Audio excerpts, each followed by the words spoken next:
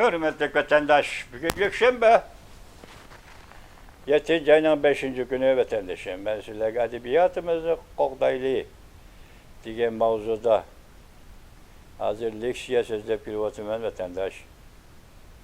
Edebiyatımız bizde yurak hazır vatanda kaldı. Chet elde adibler bor, şairler bor, Uyg'ur şairleri, Uyg'ur adibleri bor. Endi biz edebiyatımızı Qoğdaylı deganda bu 76 yıldan beri bu edebiyatga kim rehberlik qildi? Çünkü onu teşkili aparatdan işçi gelip olgan gapda. O teşkili aparat mustamliki cemiyet, Xitoy cemiyetinin teşkili aparatı vatanda. Xitoyning siyasi qandaq bo'lsa edebiyat shuni kordiga qo'yilishi kerak. Onunsiz edebiyat mavjud bo'lib turolmaydi, mustamlika elde vatanda. Uyg'ur edebiyatı ana shundoq mavjud bo'lib keldi.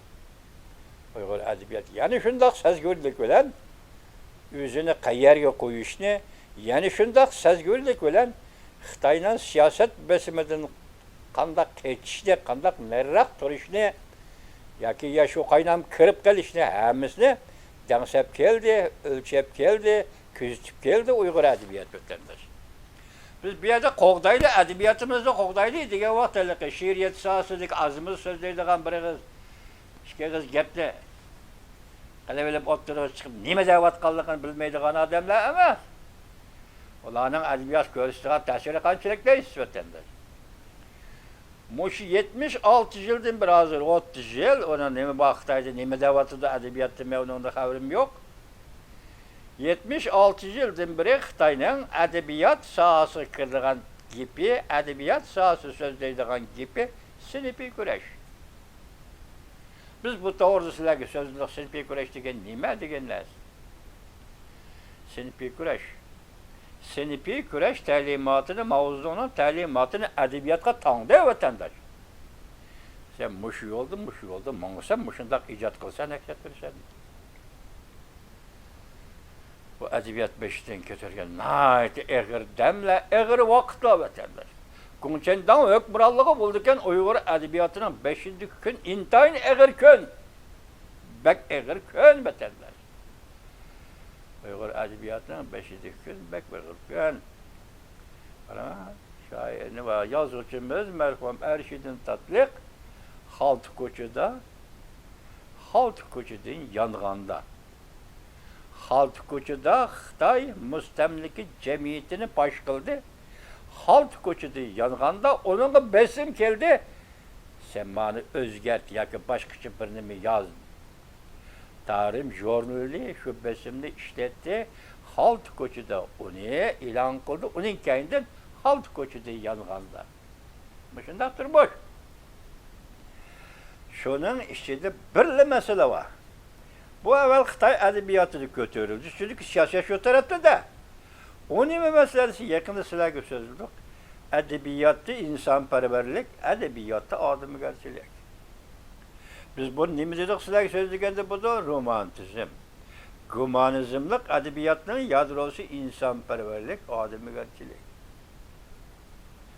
Edebiyatı baş tema. Bo'lişi kerak. Muşununda edebiyat özünü demsiyeleydi, edebiyat bo'lalaydı. Müşe türtlüsün bu gap. Biz müşe de eytaylı Uygur edebiyatıda baş tema nime? Başta ettik mustamlike. Mustamlike cemiyet Uygur cemiyeti baş tema Xitoy sinfiy kurash desi sinfiy kurash. Töt prinsip desi töt prinsip. Milletler ittifaklığı desi milletler ittifaklığı. Bana muşu gap koy vatandaş. Xitoy belgilep bergen tema baş tema muşu. Uygur cemiyeti, Uygur yazgıçıları, Uygur şairleri tallap algan ve dikkat kılıdığan yoşurun ve aşkar karşılık görüstüp kilovatka 76 yıldan beri ki Uygur edebiyatının baş temisi vatan. Meyli halan, meyli halıma her kandak milletke karısınız vatan. Edebiyatının baş temisi vatan. Edebiyatının baş temisi vatan. Türkiye'de şundak dağlık iki adam ötken idi. Lakin onların siyasi meydanı bile benim işim yok. Siyasi meydan ekenligini ve onun nimi ekenligini onu olan benim işim. Biri şair Nazım Hikmet. İkincisi yazgıcı Sabahattin Ali. Yazgıcı Sabahattin Ali. Söyle Nazım Hikmet mi yaxşı bilirse ahire Moskvada kaza kıldı mı kandaşında oldu. Sabahattin Ali'nin bir kısa hikayesi var. Mavzusu ne dese bəxtlik işit. Şundaq mavzu edebiyat da bu. Bir bədii məqsədini aşkarlaşsın, qanda mavzu var, tallı var, koyuyor işte. Bəxtlik işit. Beşir nimdeydi demem söz. Hey dostlarım, meni sille, ya ahırda. Hey dostlarım, meni sille. Her günü birini yazsam, dət köp yığılap da turdu sen. Yaxşıraq bir nəsə deyəndə, senin qəlbində bir icabi gəp yok mu? Sen mədiləydiğin bir yaxşılıq yok mu? Deyəndə Sabahattin Ali'ye müşiyyətini müşündaq gəltirib, əgər dedi ahırda, əgər biri Türk furasının işinin bəxtçilik bəxtinin 10'dan biri, yakı 100'den biri bir Türk furasının yeni kildiği ve şu Türk furasının 5'i konuduğun bolsa ben sana söz vermem ki herkes başkaleş edebiyatı bilen şugullanmayım ben. Medyaleş edebiyatı ötken bulat değil. Bu kandak hep desiniz tüvende yani cemiyette Türkiye dışındaki da cemiyette vatandaş. Onun boludu, bunun bombaydı. Onun kazını kaynaydı, bunun kazını kaynamaydı. Muşunda iş boludu da vatandaş. Bu bəxtlik işinin iki putada aldığını putada 2 saat varken her bir saatte Şvitsariyanın en dağdarı saatleri iken de bu işte maşini kısalep öygisi, işte bakan öygisi onu toy kıldırmen de bütün Türkiye İstanbul'da bütün oylanıp çıkırken de onunla layık bir harita tapanmaydı. Bir layık tapanmaydıken de onunla. Sabahattin eline demek şu bağını şey etmişindak yaşaydı. Adem ya kazan kaynatalaydı ya kazan kaynatamaydı. Muş tema, muş hikayeyi ben sizler söz etmedim. Onun tüpkü maksatımı edebiyatta adımı gösterecek meselesi olan insanperverlik meselesi. İnsan tabiatının en nazik, şundakla en devamlı kaldı, hücum koşturaptırdı antarım. Edebiyat sanat sahası davatım var. Hücum koşturaptırdı. Adımı gerçelik insanperverlik. Ben başta ettim dedim, bir ekilip tohturdum şuna. Ana temi nime? Edebiyatta ana temi nime? Baş temi nime? Konçendan müstemlik Xitay sana bunu belgelep vermeydi baş temini. Onun baş temisi sınıfi güreş, 4 prensip ve milletle ittifaklık. Şu baş temisinin edebiyatın tanılığın neyse. Sen edebiyat çok olmuş lan tesirleşin gerek milletle ittifaklığı. Oy palanı kisel olup kaptıken palanı van tatay, can tatay bunu kan verdi. Muşu gep. Bundan başka gep yok. Baş tema ki Uygurlar bu baş tema vatanperverlikle hazır uçlap geldi. En hazır adımı gerçekten insanperverlik gereğiyle bunun misal Cungu'da bir adam var, bir adam ötken onun için Cuyang. Edebiyat sanatçılar birleşmesinin Mao reisin bulup baktı, Hemines bulup baktı. Bu Xitay'ın alaylıgını məlsək, bütün Xitay'ın xüsusiyetini özü vücudu, cəm qılğan adam. Bir günü maqıldaydı, Mao Zedong'a təşriş namı yazıldı.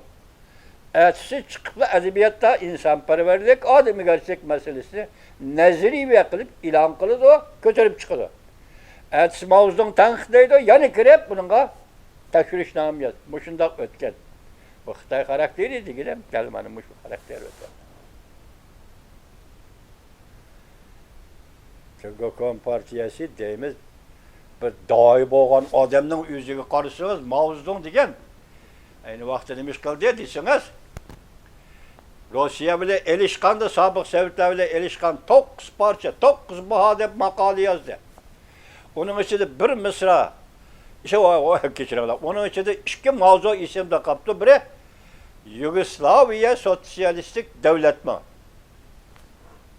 İkincisi Hruşçov'un bir kaçı Kordak komünizmi. Halkara komünizm hareketi ve Hruşçov'un bir kaçı Kordak komünizmi. Muşini, muş 9 bahane özü kalem təvirtib, yezib, ilan qılıb, Rusiya bilen elişkan bir Xitay, onun ismi Li. Li isimli Xitay iken vatandaş. Ahırı medeniyet inqilabıdır, bunun beşi qağaz qalpaq giygizib, türmüde öldürüp etti. Kızılpaçak, kovduğuçular. Aşını mavzun sen ma hareketli kozgaçtın, burun sen mandat töhpü gösterken, mandat töhpü yaratkan kuyuvet anı değil mi de o vatandaş? Yani Kızılpaçak Homu'yu boğla türümüzde öldürüp etti. Şu Cuyang diyen bir gün insanperverlik doğrusu yazdı, bir gün adımı gerçek doğrusu yazdı. Bu muşu tabiat, yakın muşu nezirliğine edebiyat elip kireyildeydi, elip kiremmeyi. Şunu Uygur edebiyatı okşaşla müstemliki cemiyette insanperverlikten neri tuğdu, adımı gerçeklikten neri tuğdu, o yaratkan karakterla, o mediligen şiirla ve hissiyatla, o yazgan kaç çok küçük eserlerinin hemisi de adam tabiatının yadrosu insanperverlik bilen adımı gerçeklik olmadı vatandaş. Buna da fakat bir şairi Mehmet Ali Zunun diyen şairinin o eski şair yazgan bir küçük hikayesi bir süvet encir. Muşunun da bir kıtım bir insan tabiiti özgürlük hasıl kılgan nersi ottırgı çıkıverdi derhal bunu tanıklap yok attık edebiyatta vatandaş. Başka erişin tattıktan işim var şu an. Cemiyet kandak buluş gerek. İnşallah için bu cemiyet kandak düzülgen buluş gerek. Bu şey mesele. Şu an hazır biraz bir yerde edebiyatımızda Kogdaylı diyende edebiyatımızdaki bir enene süpütüde. Yani bir başlığımız süpütüde vatan o konu hem yeni isim konu vatanperverlik konu hukum konu tema lakin onu her devrinin edipleri, her devrinin yaş yazgıçları, şairleri yenilap durdu vatandaş. Konu tema onu yenilap durdu. Edebiyat. Bugün sizlerge söylediğimiz demekti. Şunun olan tayyorlap kelgenim. Bugün bu tayyorlap kelgenimde Eysam sizge üzem düşünmedim. Ya ki hata tercüme kılıp aldım mı, eğer miken kandaklığımı bilmedim. Vatandaşım şunu anlap koyalım. Şunu önkisi ötken kişinin ikincisi de biz ikincisi tohtuğan edik. Endi şiirde bir sorup bakaydı ki garaz bu mesele bu işe edebi tankçı kandak cevap bizdeydi onu sözlep bulduk. Yani üçüncüsü bizim bir parça şiirge baha vermekimiz xuddi bir tane stanokning hareketi ve önümüge baha bergendek şiirning önümüge baha berishdi. Stanok ishlaydi, nima önüm yoritdi? Mesela edebiyat bo'lib turdi, nima önüm yoritdi? Nima ideviy fikr yoritdi? Gapdan o'sha nima ideviy fikr yoritdi? Şiirinin önümlü çıkan buluşunu ve şu bir parça şiirinin ictimai önüm yaratışını ümit kılımız. Bir parça şiir neşir ilan kılındı, o cemiyet çıkıyordu, o kişilerin kolu vardı, yetip vardı, o bir önüm. Çünkü kişilerde şundan önüm yaratılır, tesir peyda kılışı gerek. Şiir ifadelemesi belki mevcut bulup duruşu lazım. Yani bunu düşünmedim değil mi? Biz nemizde yok, romantik edebiyattan hususiyeti yüzünü ifadeleş, şairi yüzünü ifadeleş, yazgıcı yüzünü ifadeleş, nesir yazgıcı yüzünü ifadeleş dedi. Kazım Edim'deydi, şiir yüzünü ifadeleşten aciz yok. Kim dedi o ifadeleşten aciz yok. Şiir bulup, yüzü mevcut bulup doğrusu buldu deydi. Bu şiir kandak şiir. Bunu düşünemedim vatandaşım. Şiir fakat üzün manisi bilirler, üzünün mevcut bulup duruşu iyi bulalaydı. Nime mana? Til böyle bir vasıta. Tilden hiç çıkılamaz. Til bulmuş şiirin bulmaydı. Ana til bulmuş şiirin bulmaydı. Bir vasıta. Lekin ana til to'g'ri o'tgan masalalarga to'liq so'zlimizda non degan bu ism ijtimoiylik jihatdan qaysi darajada, siyosiy jihatdan qaysi darajada. Uni men yetaklamayman. İctimai cemiyette, ictimailik dersi yoki siyosiy dersi men yetaklamayman. O'zing xosligidan. Demek aç kalsan bunun sebebi nime demekçi, tok bulsan bunun sebebi nime. Çünkü non emgek, emgekli ihtiyari emgek bu. Erkek emgek bu, yoki mecburi emgek bu, bugünkü mecburi emgekler. Kandak emgek meselesi. Şuna Uygur tilinde non degan isim var iken, Uygur tilini çoğurlap düşüngende edebiyat kirip gelgen til, meyli şiiriyet tili olsun, bunun da bir gap var. Şu başka bir yerde şiir sap buluş gerek degen noktada gumallanışga to'g'ri keldi. Şiir siyasetten ner turish gerek deydigan noktada yani gumallanışga to'g'ri keldi. Bu yerda siyaset Xitoyning siyosati ner turish bu bo'ladi. Lekin Uyg'urning siyosati var. Şiir uni da ner turish gerek desa bu da qabul qila olmaydi. Şuna non onun ictimailik derecesi ve onun siyasilik derecesi edebiyatga çokum kirip geldi. Çünkü non emgek bilen münasebetli. Çünkü emgek eksploatatsiya qilinish obyekti. Çünkü emgek baylik yaratish obyekti. Bu ikki obyekt bir-biriga o'xshamaydi. Şunun içinde ben başta ettim o insanperverlik mi bu, adamgarchilik mi bu? Çünkü emgek, emgekten kendi kildiğen yana bir ufkum bu, emgek maksidi. Emgek, onun ictimailik siyasi biligi çıkarıp item, emgek maksidi. Mesela emgek kılıvatkan emgekçinin maksidi.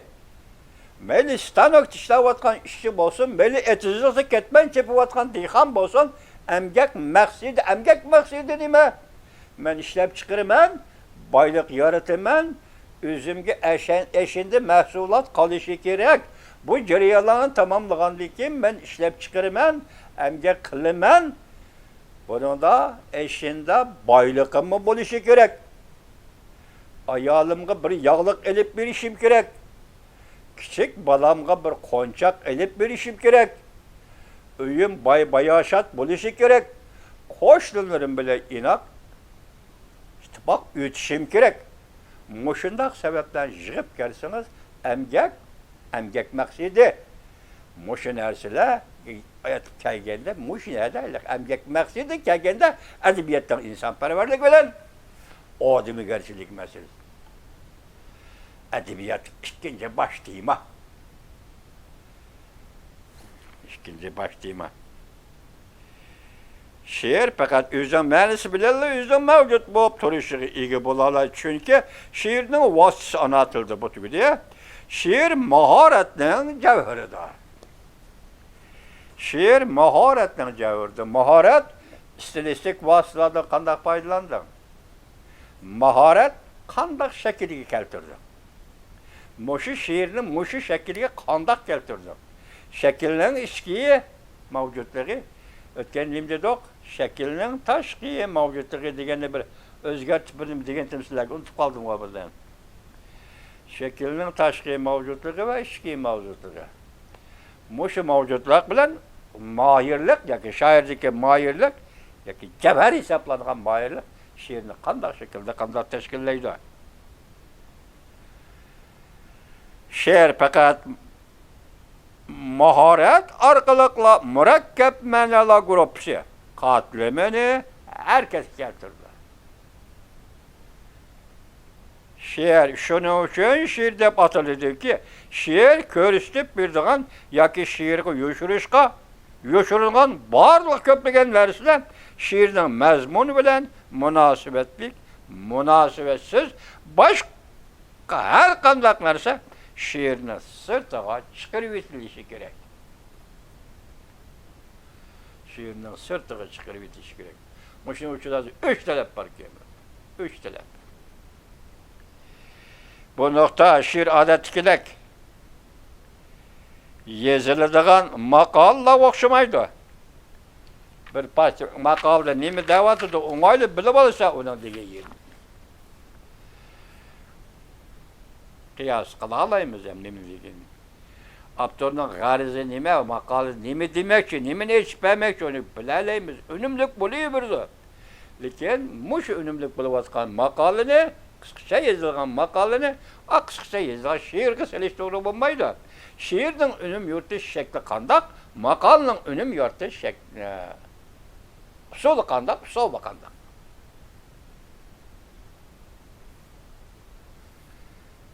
To'rtinchi, she'r haqiqatan shoirning nima demoqchi bo'lganligini ifodalaydi. Ko'rdingizmi? Boshlandik. She'r ifodalaydi, u faqat mavjud bo'lib turishi kerak. Bu to'rtinchi skript nima deydi? She'r haqiqatan shoirning nima demoqchi bo'lganligini ifodalamaydi. Bu she'rning ifodalayligini bir xil xarakter yoki ro'y holat, ma'noma qaltis javob kenda vatandosh. Shoirning xarakteri nima? Hatta men shunday nasihatki, menda bulamda bo'lmam jamiyatda bir shoirda 10-20si oldingiz tursa, shu shoirning avval jamiyatdagi o'rni, jamiyatga kishilarga tutgan munosabati, undan keyin endi mustamlika jamiyatda uning siyosiy maydoni, shaxsan men kuzatadigan maydon. Siyosiy maydoni oshininga qarab o'ltirib, ondan uning she'rini, kitobini elib o'qiymiz vatandosh.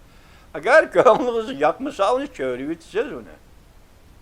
Ama shular qoida bo'lmaydi, tanlash bo'ldi vatandosh. Shuna tanlash bo'ldi. Masalan, birisi madaniyat inqilobida, inqilobi aloqa bog'lash degan bilan Urumchidan Beyjingga piyoda boramiz deb mangan inqilobchi bolalar bordi vatandosh. Piyoda. Nima degan ahmoqlik a? Urumchidan Beyjingga piyoda bormi? Xitoylar o'zi avval shular boshlagan edi vatandosh. Shu vaqtlarni tasvirlab bir shoir shundoq she'r yozibdi. Uyg'ur shoiri u. Yetek shoir. Mavjushini ko'rgan minutlar hayotingda unutilmaydi ekan. Hayajonga chidorkan kishi ajab yurak yerilmaydi. Bir Xitoyni ko'rganim uchun mushuncha ular hissiyotni upuratdingmi shoir? Bir Xitoyni ko'rdim deb, onun üzerine kalem tavritib, muş vaqtni israf qildingmi? Muş hissiyotni israf qildingmi? Muş madiyani madilab, o'zining irodasiga xiloflik qildingmi? Asl tekstil etganda bunday odam emassan. Chunki Uyg'ursan. Har qanday so'rinda, har qanday Uyg'urlikni saqlaysan, unday odam emassan. Mushunga majbur bo'lding, jamiyat majbur edi. Biroq buning kishilarga beradigan ta'siri nima? Mavzuning zulmi ostida qilayotgan Uyg'ur mustamlika. Sen uni yozsam, Uyg'ur mustamlika turmush ko'chirayotgan Uyg'ur seni bu she'ringni o'qiganda nima deydi? Mavjushini ko'rgan minutlar hayotingda unutilmaydi ekan. Hayajonga chidorkan kishi ajab yurak yerilmaydi ekan. Ben chetlab ketsam sizlar preslarga vatandosh. Abdumrayilov 3-doktorxona, voy, Urumchi shaharlik 3-doktorxona. Şinjan Üniversitesi'nin şimali tarafında bir koça ağırlıkta, yakın bir tam tutaş. Doktorxananın başlıkları, yöncanları, doktorları 1962 yılı. Hele kaçarçılık ötüp ketken, devamı ötümegen, devamı tügümegen. Hele devirde Mavjushi xat yazgan Qashqar Paxtaklar degan yezig'i tushibdi vatandosh. Paxtaklar degan yezig'i tushib, shu yerda o'zgarchilikka nuqtani tekshirish, uni qilish bu qilish deydigan bir dogma siyosatlar bor vaqtayning. Shuning bilan og'rib yotgan bir mo'mayning yeniga kiribdi. Doğru zarmaklarni ko'tarib kiribdi yolg'onchilik. Buning ba'din bir tal doğru anını qanday qilishi yo'q. Bunu yoklap gördün, anı qanday qilish, yoklap bilish ömü yok. Saq tüpezlik, Xitay saq tüpezlik, Uygur doktorlarga tengib atqan emas.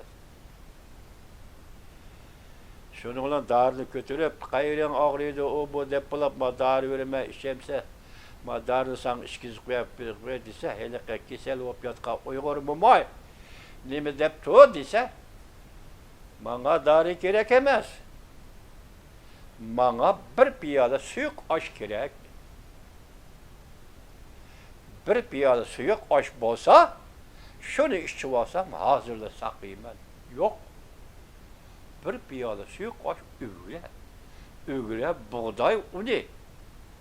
Buğday ununu xemir qilib, yoğurup, kesip, kazanğı selip, 6-7 tal köktat, 5-6 toğram göç bilen kaynatıp, o suyuq aşını elip gelip Uygur onıga belsem, bir piyalı içip alsa, o sakıydı Uygur kesel anının helik doktorları eğitip atkan sözü bana şu.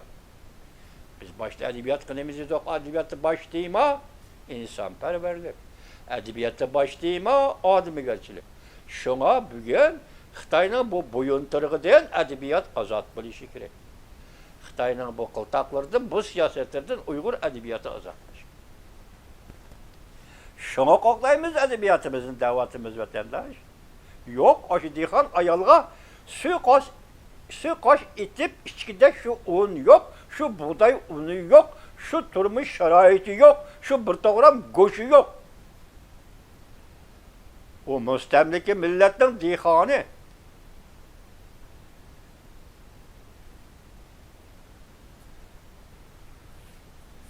Ben hoştur ya vatandaş. Şiir medlimi deydi o. Karakterine tasvirlaş, roy aletini tasvirlaş. Karakter, meyli şairinin karakteri, meyli üzün şiiri tallap algan pırıstajdan karakteri. Meyli şairinin royiyeti, ya ki şair özü şiiri tallap algan pırıstajdan royu aldı. Muşini ifadeleş gerek değil. Baştaki ifadeleş gerek emezken. Emniyeti muşu o ifadeleş bu. Elmeye de ifadeleş, şiir muşla ifadeleş. Bir parça şiir, lirik şiir, qısqaroq yazılgan komedilik şiir, bayan qılğışı meyli onun bilişi qanchalik abstrakt bolsa, şu şiirini yazıp, tasviri bayan qılayotgan şairning ko'zichi bilişi qanchalik abstrakt bo'lishdan qat'iy nazar, amane bir muhitga qaytirgan inkaslar. Şair bir muhitga, o'zi yaratgan muhitga. O'tgan nima degan to'q? Şiiri manzara. Şiiri manzara muhit shundoq yerda şiir paydo bo'ldi. Şiiri muhit ichida, şiiri manzara ichida şiir paydo bo'ldi. Mana lapaqalni vatandaşlar qarang, Uygur xalqi, Qashqar xalqi. Madaniyat inqilob ur, chop, yiqit, o'ltir, ur degan vaqtdagi Qashqar xalqi. Qachinglar, xaloyiqlar. Bizga salgan qo'sh keldi. Yanada qizil belga bir mashina mush keldi. Ben bu şiirde Qashqar xalqi to'qigan xalq qo'shoqlar qatoridagi qo'shoq, mushu qo'shoqda 7 bo'g'imliqmi, 9 bo'g'imliq mushu qo'shoqda şiiriyetiga 3 holat. Birincisi lirik holat, xalq qo'shoqlari xosligi.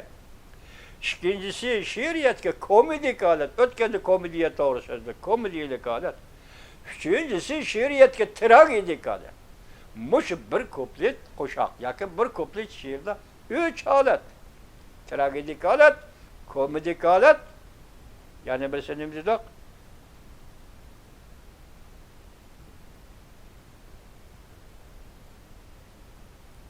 Nimiz yo'q hozir to'yba. Ya holat.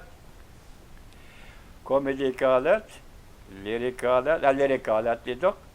Ondan tragedik holat, nima? Qachinglar xaloyiqlar bizga salgan qo'sh keldi. Yanada qizil belga bir mashina mush keldi. Madaniyat inqilobi qizil qo'g'duvchilarning belgisi va yanada bir maşina, çorak maşinaga chiqadi, bir maşina avtobusga chiqadi, nega bordi? Xoligan bir uyga. Puli borken desa, xoligan bir uyga. Amaldarken desa, xoligan bir uyga. Kirdi, bostirib kirdi, uyni oqtirdi, qo'liga chiqqanda elib mangadi. Yani bir uy tutgan, bir ailede o nesi buldu mesela ayollarımız bu zinnetleri buldu. Onu sorap bana aldım demeydi. Aşağıya bulap besbili kirgen kızıl paçaklar, kızıl kovdukçular elipli meni verdi. Altın üzük, altın zincir. Diğerlerinin hepsi elipli meni verdi. Ulağa bir daha cevap koymani diyen bir kız gep çıksa ahır onları dumbalaydı. Bu bir maşini boş. Bu bir maşini boş. Peçenler layıkla bizge salgan kuş geldi. Yine de kızıl belge bir maşini muş geldi. Şairinin muhitte kaytırgan inkaz. Halk koşuğunun şu vaktki muhitte cemiyeti kaytırgan inkaz. Yaki narazılık bolsun, yaki karıştırış bolsun, yaki bu bir mübalağı şekilde kötürlügen bolsun, mübalağı desiniz buldu demişsiniz. Çünkü bir maşinde müşkili vatkallık var. Onun hemmesi kızıl, bacak yaki kızıl kovduğuçular. Kögelli adamla urduğan. El kadar bulaşık tigiştik, uğraşık tigiştik, emeldar bulaşık tigiştik adamları körsün evvel onu urup, ya yıktıp, ya ki üyük karab toğuzup koyup, üyük kirip. Ayağına kata toğuzup koyup, işte öyle işte bütün bulançılık kullanın. Gelmiş o, kızı da, kolu da kızıl belge, bir maşine müşkil. 1966, 67, 68 yılı, 3 yıl içindeki Kaşgar Cemiyeti'nin, Kaşgar Şehir Cemiyeti'nin inkası, Xitayning siyasi medeniyet inqilabı, Xitay Qızıl Paçakları, muşlarning hemmisi Uyghur halkı bir kuplet şiir bilen xulosalab bergan gap etendir. Bu 4-chi mavzu dedik mazur, şu mavzu bo'yicha aytganda she'r, shoir cemiyetki inkas qaytarish kerak, yoki xarakterini tasvirlash kerak, yoki ruhiy holatni tasvirlash kerak. 5. Ma'lum ma'noda aytgan, yozgan asarni o'zgartirish orqali o'zining g'arazini, badiiy maqsadini to'liq yaxshi amalga oshirish mumkin. Plan dedik, badiiy maqsad dedik, g'araz dedik, adabiyot qo'yilgan. Mushuni yozman, nima maqsadga yetaman? Buni qayta yozish, qayta o'zgartirish, bu yana to'liqlash, bu yana elibitish, shunaqa bo'ladi. O biraqli qator tizilib chiqadigan marjon emas o she'r degan. Yomon emgak, ig'ir emgak vatandosh bu. Bundaq ma'noya she'rning ahamiyati pek abstrakt bo'ldi.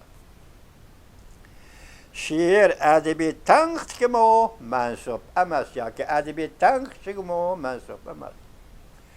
She'r shoirga mansub emas. U yozgan cheg'ida mansub. Uning she'ri yezilib bo'lib matbuot yuziga chiqib bo'lgandan keyin shoirning ismi shu yerda qoladi. Tegi-tegidesiz endi bu shoirning mulki emas. Bu cemiyetning mulki.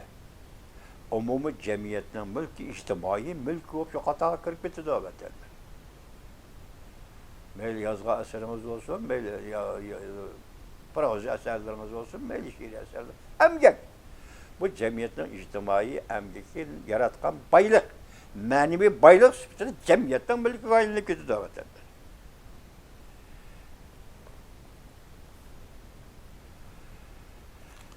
Cemiyetning ijtimoiy ma'naviy mulkiga aylanib ketdi. Shunglashqa she'rga aloqador har qanday muhokamalar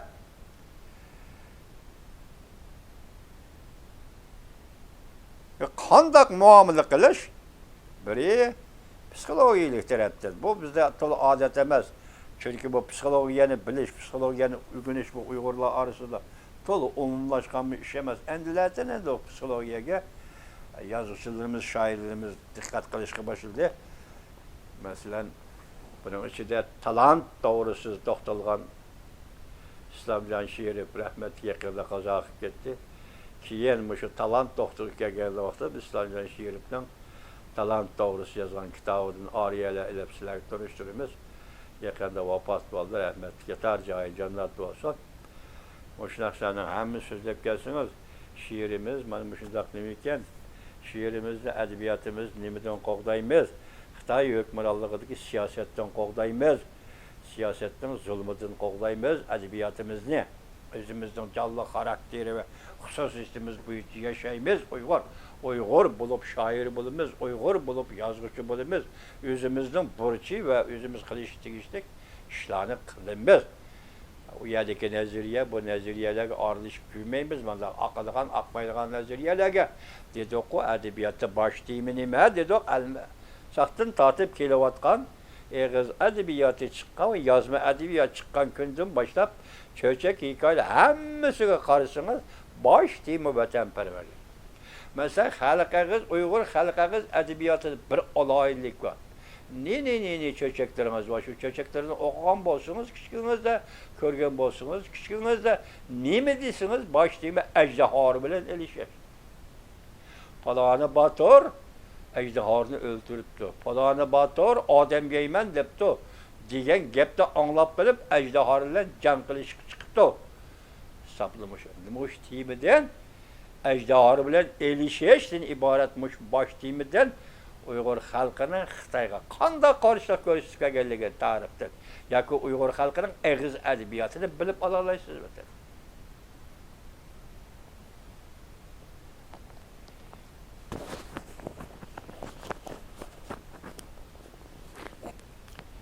Renklilik siyerlerimiz şarkıcı olsun vatandaş. Sağ çarşaf kaldı, küçün olan.